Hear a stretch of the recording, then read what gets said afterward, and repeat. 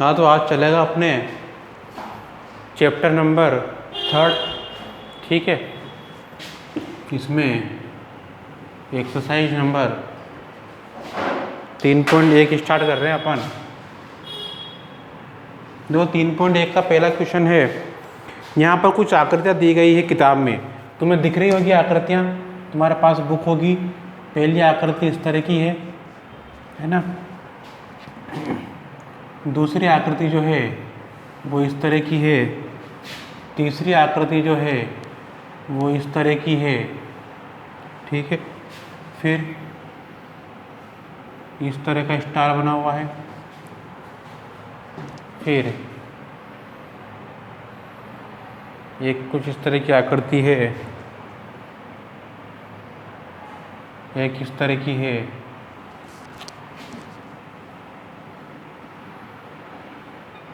ये है, और एक ये है, ठीक है। ये first, second, third, fourth, fifth, six, 7, 8, ये है वे आकृति।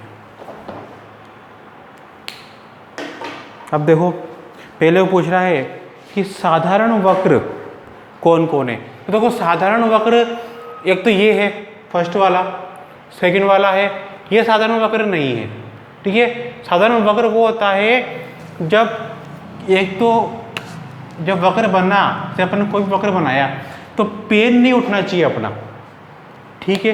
पर यहाँ से पेन उठेगा क्योंकि ये बाहर वाला गोला अलग बनेगा, अंदर वाला अलग बनेगा, तो पेन तो उठेगा। तो ये साधारण वक्र नहीं है, इसको भी अपन साधारण वक्र नहीं मानेंगे, क्योंकि जब इसकी भुजाएं आपस में काट रही है तो ये साधारण वक्र कैसे हो सकता है, ठीक है। भुजाएं भी आपस में नहीं काटनी चाहिए। ये साधारण वक्र है, ये भी है, ये भी है, ये नहीं है, ठीक है। तो साधारण वक्र कौन कौन सा है? पहला, दूसरा, पांचवा, छठा और सातवां।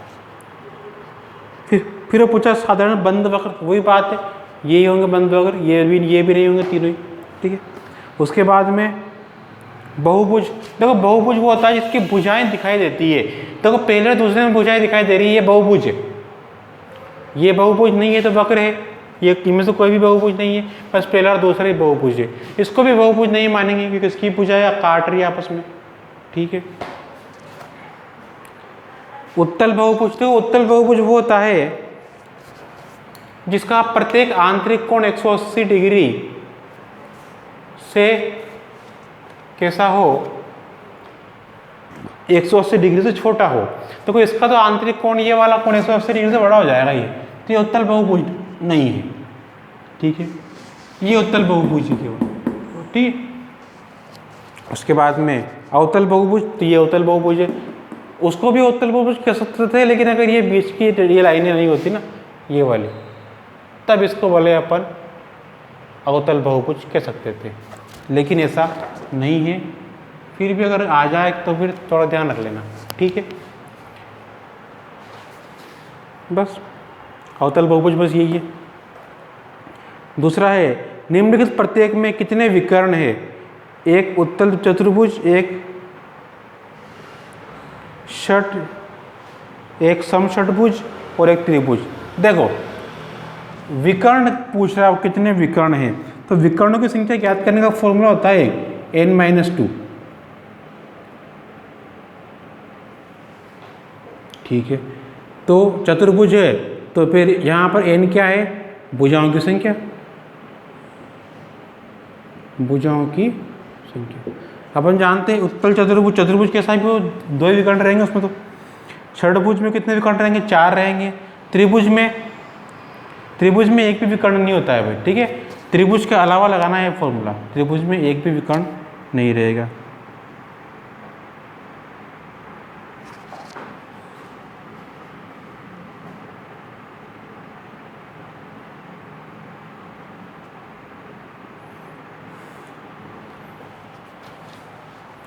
इसके बाद में देखेंगे अपन क्वेश्चन नंबर 3।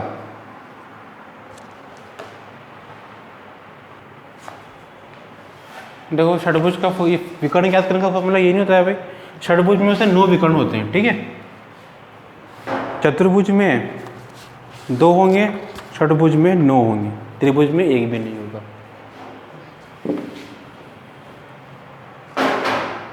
क्वेश्चन नंबर 4 है, तालिका की जांच कीजिए, प्रत्येक आकृति को त्रिभुजों में बांटिए और कोणों का योगफल ज्ञात कीजिए।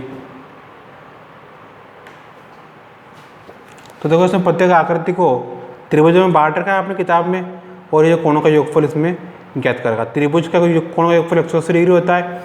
अब देखो सेकंड जो आकृति इसको चतुर्भुज है, ये इसको 2 त्रिभुजों में बांटा अपन ने, तो 180 × 2 कर देंगे, ठीक है।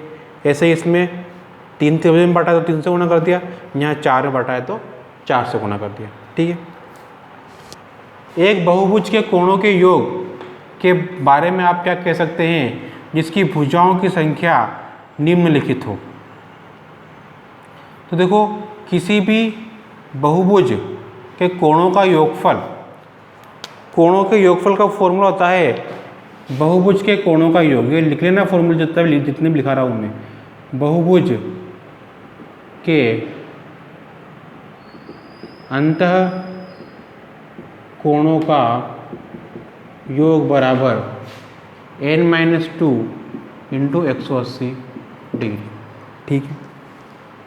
जिसका a वाला है यहाँ पर n बराबर 7 है, तो बहुभुज के अंतः कोण योग कितना हो जाएगा 7 - 2 × 180, 7 में से 2 गया तो 5 × 180, 0 8 5 40 का 0 से 4, 5 कम 5 और 4 9, तो 900 डिग्री इसका आंसर है, ठीक है। कैसे करने बाकी के। 5वां है समबहुभुज क्या है। तो समबहुभुज क्या होते हैं, वह बहुभुज जिसकी भुजाएं समान होती है, ठीक है, जिसकी सभी भुजाएं कैसी होती है, समान होती है, वही समबहुभुज कहलाता है, ठीक है। उसके बाद में एक समबहुभुज का नाम बताइए जिसमें 3 भुजाएं हैं। तो देखो 3 भुजाओं वाला त्रिभुज होता है, और त्रिभुज की जिसकी तीनों भुजाएं समान होती है उसको क्या कहते हैं, समत्रिभुज, ठीक है। समबाहु त्रिभुज कहते हैं अपन उसको। 4 भुजाओं वाले त्रिभुज में देखो जिसकी 4 भुजाएं बराबर होती है, तो 4 भुजाएं वर्ग में भी बराबर होती है और समचतुर्भुज में भी बराबर होती है, तो दोनों आ जाएंगे इसमें। षडभुज वाले को समषडभुजी बोलेंगे, ठीक है। क्वेश्चन नंबर 6 है,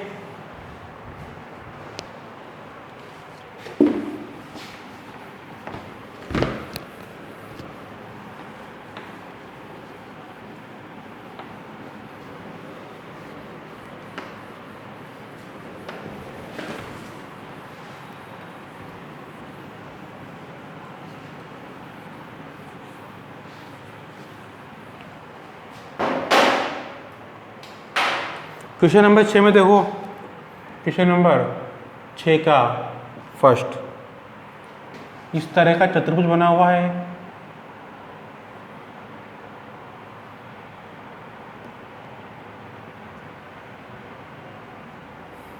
इसमें ये वाला कोण 50 डिग्री का है, ये वाला 130 का है, ये 120 का है, और ये x है। x का मान ज्ञात करना है। देखो क्योंकि चतुर्भुज के चारों कोणों का योग कितना होता है, 360 डिग्री होता है, ठीक है।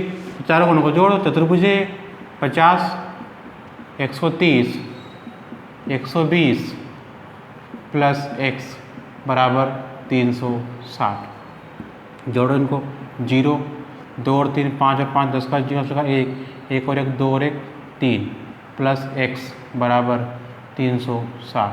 तो 100 बराबर आ गया अपने 360 माइनस 300, तो 100 बराबर आ गया अपने घटाएंगे तो 60 डिग्री आंसर, ठीक। इसके बाद देखो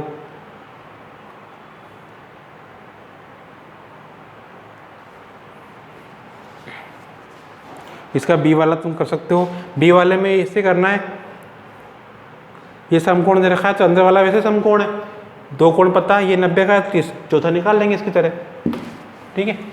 इसका तीसरा देखो,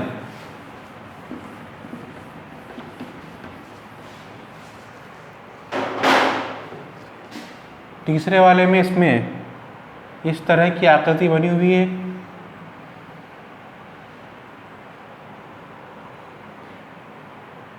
ये x और यह भी x, दोनों कोण बराबर है। ये है 30 डिग्री, ये 70 डिग्री है और ये वाला 60 डिग्री। ठीक है, अपन को x का मान ज्ञात करना है। पहले तो इन आंतरिक कोणों को भी ज्ञात करना पड़ेगा। इसको y बोल दो, इसको z बोल दो। देखो ये क्या सरल रेखीय कोण है, एक ही रेखा पर बनने वाले कोणों का योगफल 180 डिग्री होता है। ठीक है, जब लिख दिए हम, क्योंकि सरल रेखीय कोणों का योग बराबर 180 डिग्री होता है, इसलिए 70 प्लस y बराबर 180 डिग्री। तो y बराबर 180 माइनस 70 उधर जाएगा तो माइनस हो जाएगा ये, तो y बराबर आ गया अपने 110 डिग्री। इसी प्रकार z प्लस 60 भी 180 होगा, तो z बराबर 180 माइनस 60, तो z बराबर आ गया अपने 120 डिग्री। ठीक है, अब चतुर्भुज ये क्या है, पंचभुज बन गया है। चतुर्भुज नहीं ध्यान रखना, ये पंचभुज है ये। तो अपन जानते हैं कि पंचभुज के अंतः कोणों का योग, पंचभुज के अंतः कोणों का योग, अंतः कोणों का योग क्या होता है, फॉर्मूला n-2 इंटू 180 होता है। ठीक है, यहाँ पर अपने n बराबर 5 होगा क्योंकि पंचभुज की बात कर रहे हैं। अब इसके अंतर कोण क्या क्या देखो, 30 plus x plus x plus y plus z, यही है 30 x y z। ठीक है, बराबर n का मान 5 है, माइनस 2 इंटू 180, तो जाएगा अपने 5 माइनस 2 बराबर 3 इंटू 180। यहाँ देखो 30 प्लस x और x तो गया 2x, y का मान 110 है और z का मान 120 है। ठीक है, जोड़ो इनको, 2x प्लस इन सबको जोड़ दो, 0, 2 और 1 3, 3 और 3 6 और 1 और 1 2, 260। ठीक है, बराबर इनको गुणा कर दो, 0 8 या 24 का 4 जगह 2 और 3 कम 3 और 2 540। तो 2x बराबर क्या जाएगा अपने 540 माइनस 260, उधर जाएगा तो माइनस हो जाएगा, घटाएंगे 0, 14 में से 6 गया तो 8 और 4 में से 2 गया तो 2, ये 2 कहाँ जाएगा नीचे, x बराबर जाएगा अपने भाग दे लो 1 4 0, 2 में 2 का भाग 1 बार, 8 में 2 बार 4 बार और 0 का 0, तो x का मान आ गया अपने 140 डिग्री आंसर। ठीक है,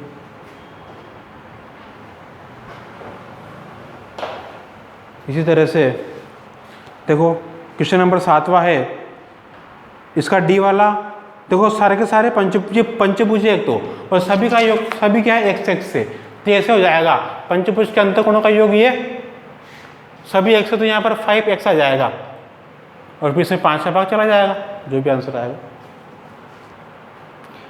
7 का जो a वाला है इसमें x plus Y plus Z निकालना है अपन को। ठीक है, और b वाले में x y z और w का मान ज्ञात करना है। तो ये अपन नेक्स्ट वीडियो में देखेंगे। आज के लिए इतना बहुत है।